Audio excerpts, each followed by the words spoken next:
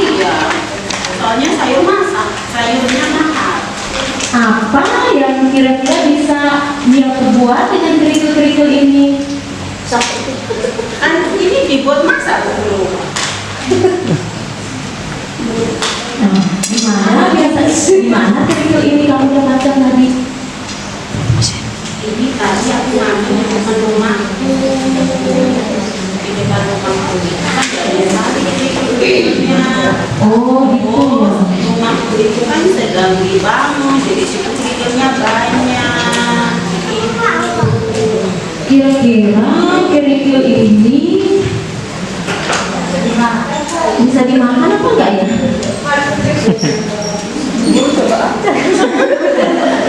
Mau tahu aja, kamu tahu banyak. Keluar, aslinya keluar. Coba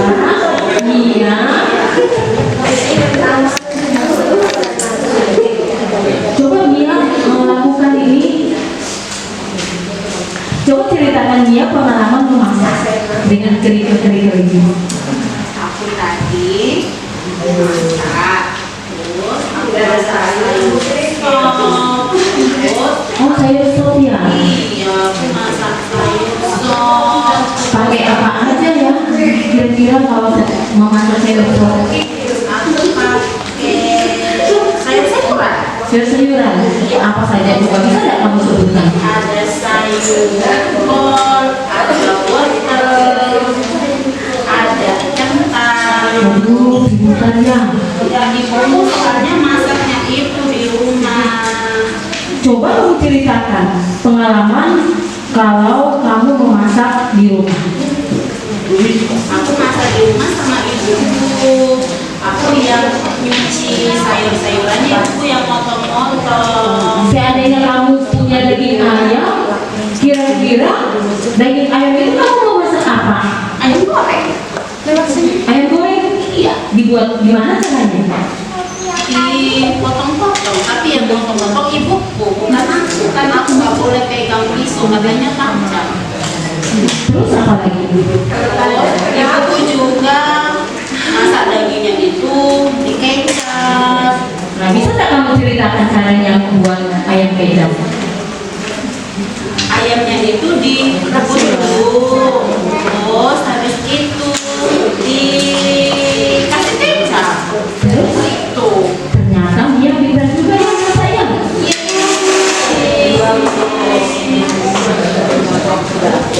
Oke, aku belum dibiji.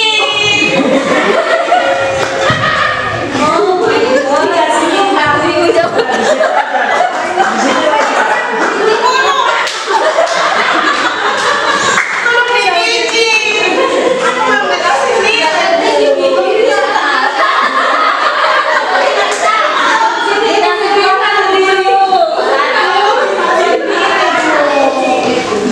Ayo Mia, jangan lama-lama di sini.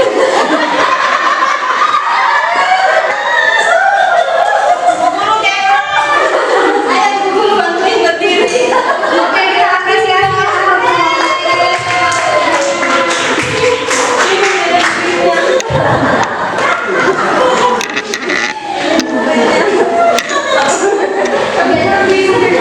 Oke, ya kelompok ini tadi sudah sampai level create, cuma memang mungkin strukturnya agak bolak-balik ya.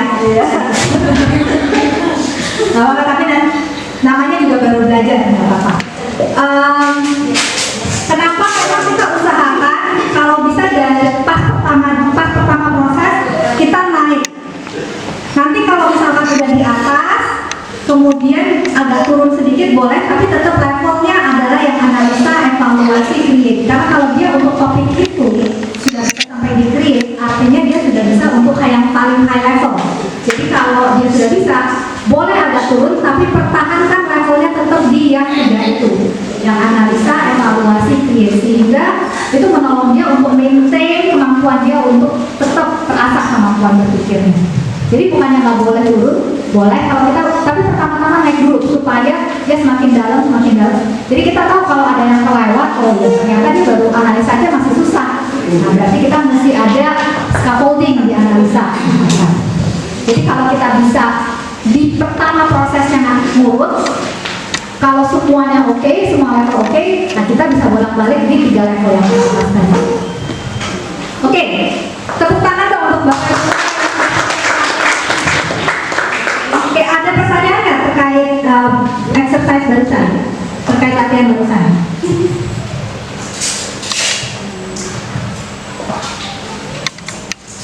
Mungkin lah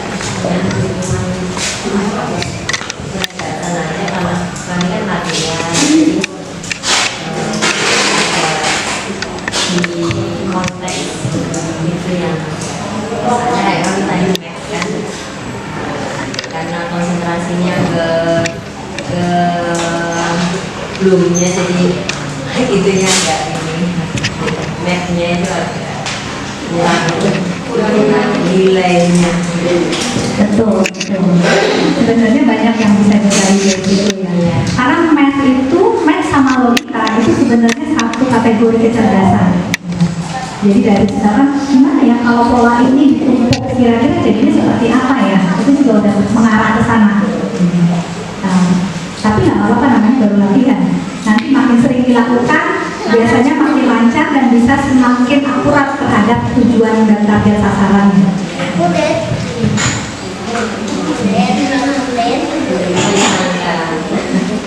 Iya. Oke. Ada observasi lain atau ada pertanyaan lain?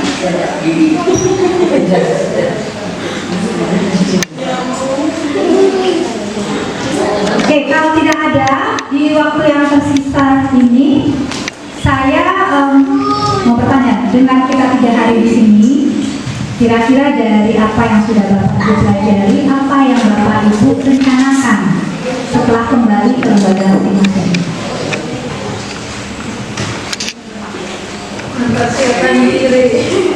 Mempersiapkan diri apa nih kira-kira yang bayangkan mempersiapkan diri? Cara bertanya yang benar. Oke, jadi Yang memotivasi dia untuk berpikir seperti apa. Oke, jadi ingin bisa pas di lembaga bisa mempraktekkan kemampuan bertanya yang dilatih ini supaya dia bisa terasah kemampuan berpikirnya. Ya. Ada yang lain? Mempersiapkan anak-anak untuk masuk di dalam perubahan ke depan dengan cara bagaimana mereka bisa berpikir tingkat tinggi. Oke, jadi berusaha menolong anak-anak untuk bisa berpikir tingkat tinggi yang tadi pertanyaan Bu taksonomi tadi, sehingga mereka siap untuk masuk ke masa depan. Ibu silahkan. Mengenai diri guru dari sisi gurunya, jadi apa yang sebenarnya guru miliki itu apa aja, terus kalau itu berbicara tim, ya kemarin kan kayak gajah sama yang rapi sama yang gede. Jadi seperti itu, lihat kalau seandainya ada gajah di depan kita yang berusaha menggunakan diri untuk berubah duluan dibanding mikir bagaimana geser gajah.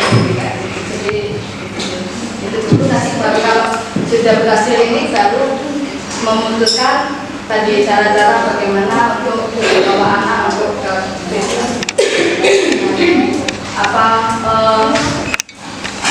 stimulasi ya, maksudnya membantu anak dengan pertanyaan-pertanyaan. Oke, kira-kira dalam konteks ibu dan mungkin ibu yang lain juga, apa yang akan jadi gajah? Pola pikir dan pandang kan masing-masing punya pemikiran dan cara kerja sendiri kayak gitu. Apalagi kan sudah dewasa semua, jadi sudah punya pakuan sendiri-sendiri bagaimana cara menyatukan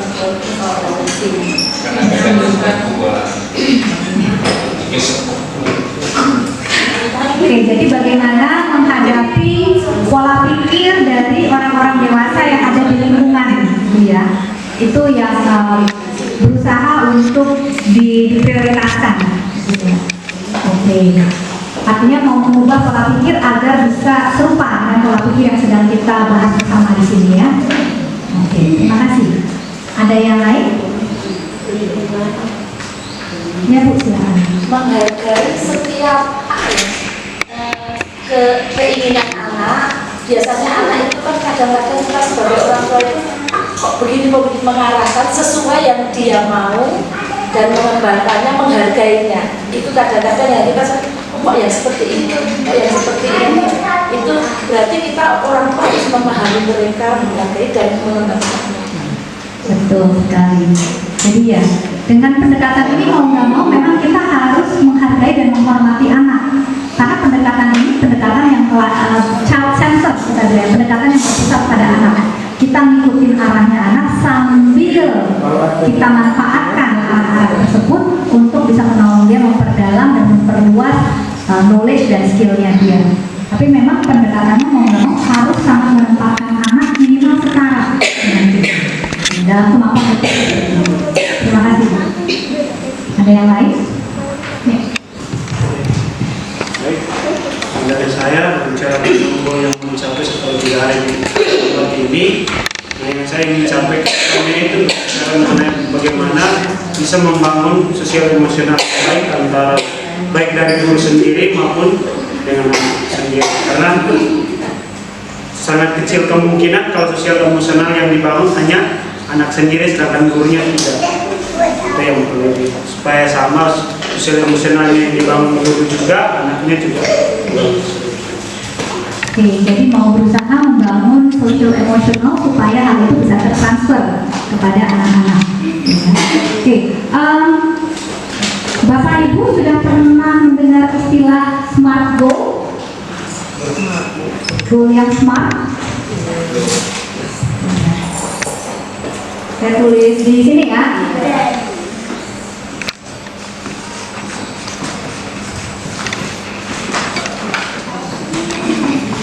Oke, artinya goal itu harus dibuat spesifik karena kalau tidak spesifik biasanya kita bingung mau mencapainya seperti apa. Contoh tadi, saya mau meningkatkan social emotional gitu ya, tadi saya tunjukin goalnya. Nah, social emotional itu kan sangat luas tuh. Nah, dari social emotional ini mana yang spesifiknya ya saya mengembangkan duluan. Artinya goal yang besar tadi dipecah-pecah. Jadi goal yang lebih kecil, yang lebih manageable, sehingga kita tahu mana yang akan saya targetkan duluan. Setelah ini beres, mana target berikutnya. Setelah ini beres, mana target berikutnya. Jadi goalnya bukan berarti saya bilang nggak boleh bikin goal yang besar. Boleh, justru harus. Tapi goal yang besar itu juga perlu dipecah-pecah supaya pada saat implementasi itu bisa dilakukan. Kemudian M-nya itu measurable, artinya terukur. Jadi S-nya spesifik, M-nya measurable.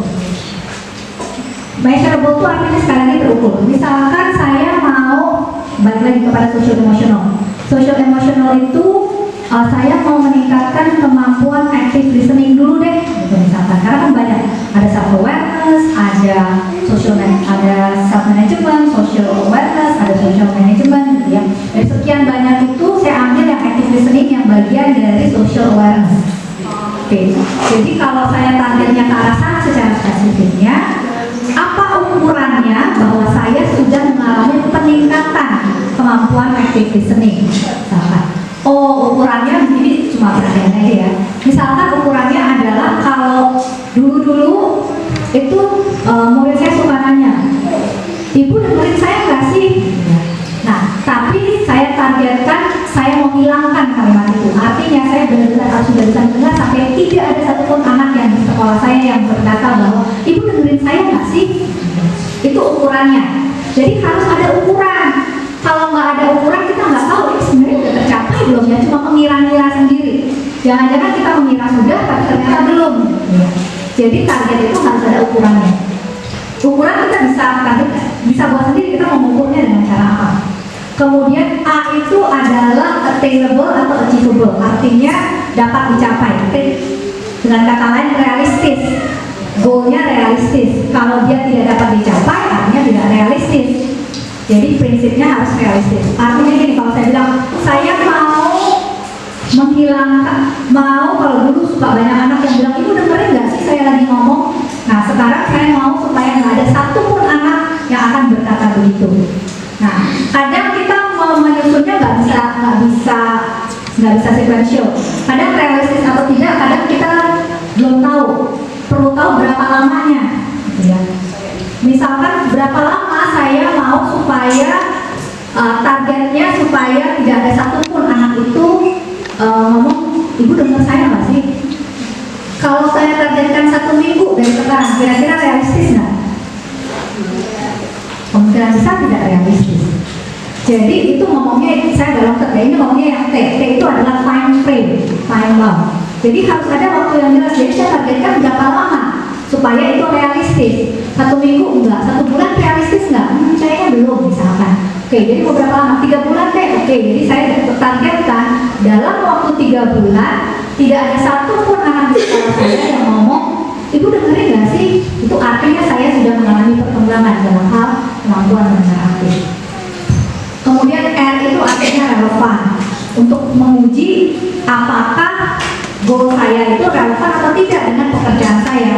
Nah, pasti kalau dalam hal ini kemungkinan besar relevan, ya karena memang terkait dengan hal itu.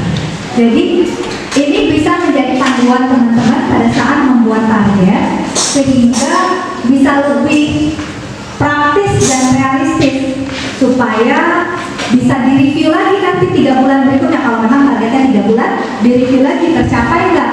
Kalau tidak tercapai, apa yang menyebabkan tidak tercapai? Nah, itu akan menjadi pembelajaran. Kalau di dalam Bloom taksonomi itu namanya analisa dan evaluasi. Sekali lagi, kalau kita mau mentransfer itu, kita juga harus melatih itu dan harus punya itu dalam diri kita. Jadi kalau itu tidak tercapai, kita review, kita analisa, kita evaluasi apa yang membuat tidak tercapai dan bagaimana saya bisa membuat yang berbeda sehingga itu tercapai. Oke, ada pertanyaan?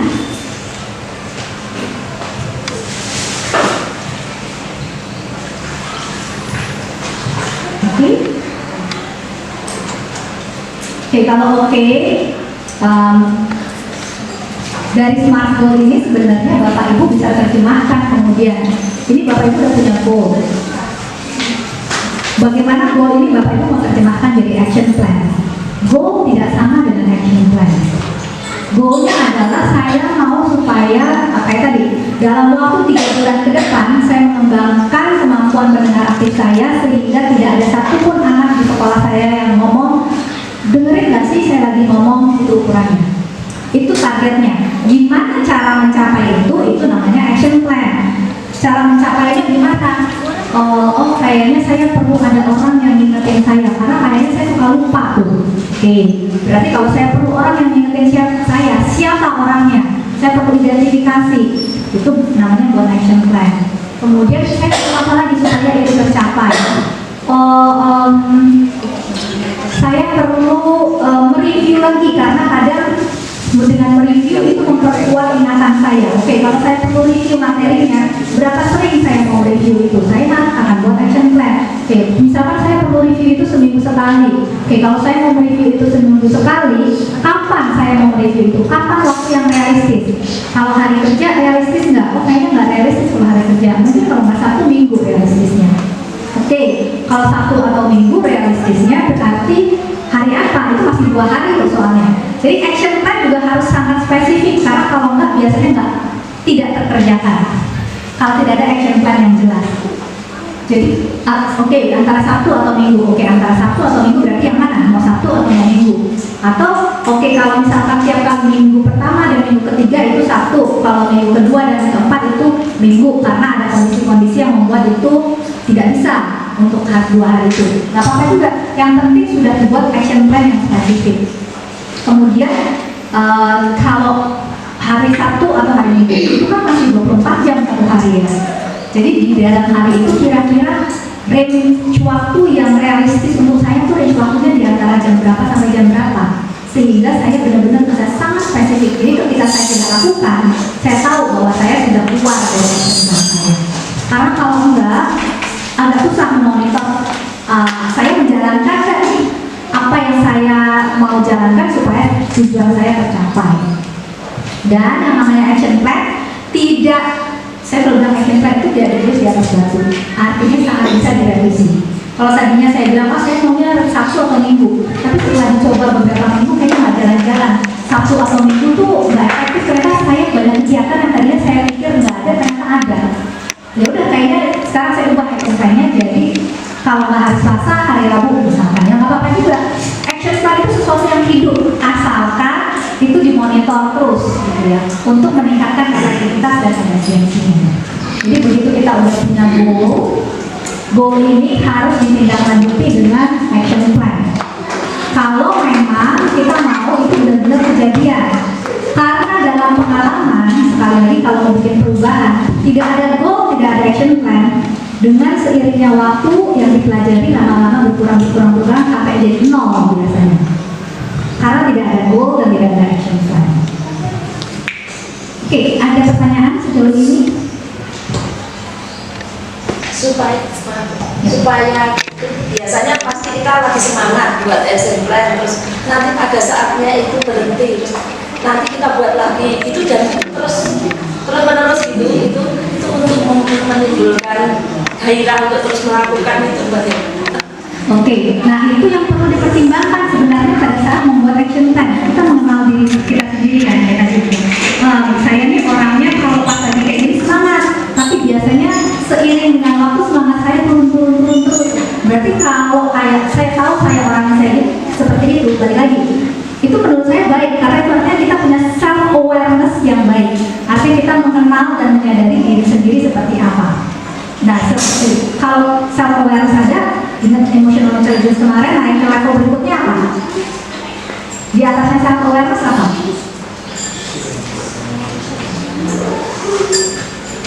Di atasnya kesadaran diri. Betul sekali, self management, pengelolaan diri. Artinya ketika saya menyadari, oh ternyata saya orangnya kayak gitu. Pertama semangat, lama-lama turun. Berarti bagaimana saya mengelola diri saya setelah saya sadar, saya orangnya seperti itu. Itu harus masuk di action plan. Jadi kalau saya sadar saya orang seperti itu, apa action plan saya, apa rencana saya supaya hal itu bisa saya antisipasi. Misalkan, saya akan minta pengurus pesat tanyain ke saya tiap bulan, kamu udah sampai mana nih? Karena kalau nggak kayak gitu, saya pasti akan turun terus, misalkan. Atau apa yang saya melakukan sebagai antisipasi dengan menyadari saya orangnya seperti itu. Karena kalau udah sadar, tidak ada antisipasinya, ya pasti kejadian lagi biasanya. Tapi itu sangat menolong, balik lagi kesadaran itu sangat menolong untuk kita jadikan dasar membuat action plan. Makanya sebenarnya action plan satu dan yang lainnya bisa jadi berbeda, karena tiap-tiap orang kan berbeda. Tapi dengan membuat action plan biasanya itu akan menolong memperbesar